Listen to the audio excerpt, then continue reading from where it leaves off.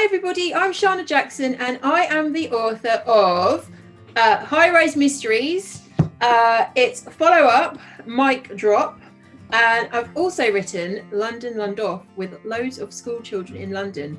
And throughout all my stories, I'm really dedicated to making sure that children, specifically and particularly Black and brown children, are seen as smart, funny and clever and are doing very adventurous things and are solving problems in exciting new ways.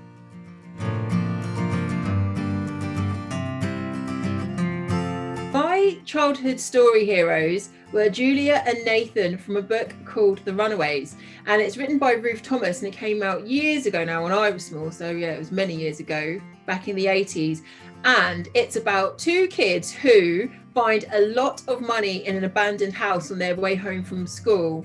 And what they do is they try and make friends with that money. So they're not very popular at school. So they buy gifts like Mars bars and felt tips. And then everybody gets a bit suspicious about, where the money came from.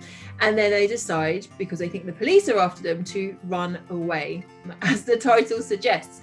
And they go from their houses in East London and they end up on the south coast in Brighton, and they also go to Bristol, and they just travel around. And I'm not suggesting anybody runs away, and they're not my heroes because they ran away, but I really enjoyed how they solved their problems and how actually they were very different people, very different characters at the start, but by the end of the story they'd grown to love and care and respect for each other. So that was my favorite book. I loved The Runaways so much.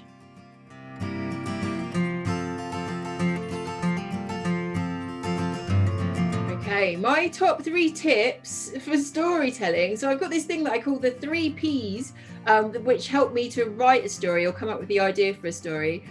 So they are my 3 tips, and they are people, plot and place. So people is obviously think about your characters, think about what they're doing, what kind of role they play in the story. Not just are they goodies or are they baddies, but make sure there's a bit more detail and they're a bit more human than that. And then think about what they're all doing there and how they're contributing to the story.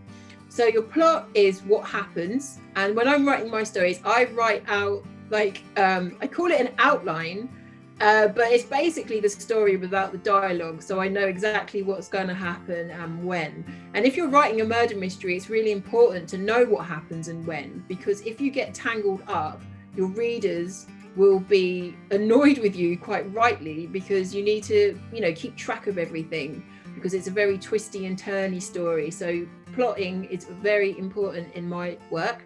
And then the third P is place, and that's your setting where everything happens. And I like to set my stories in realistic places, but that are slightly different. So High Rise Mystery is set on a council estate in London. It's not a real one, but you could imagine it being quite real. And then in the book that Dapo Adeola and I worked on together, London Lundoff, it's London, but London during an alien invasion. So I always think about a place that I like and then twist it a little bit. So my 3 storytelling tips are: think about people, plot and place.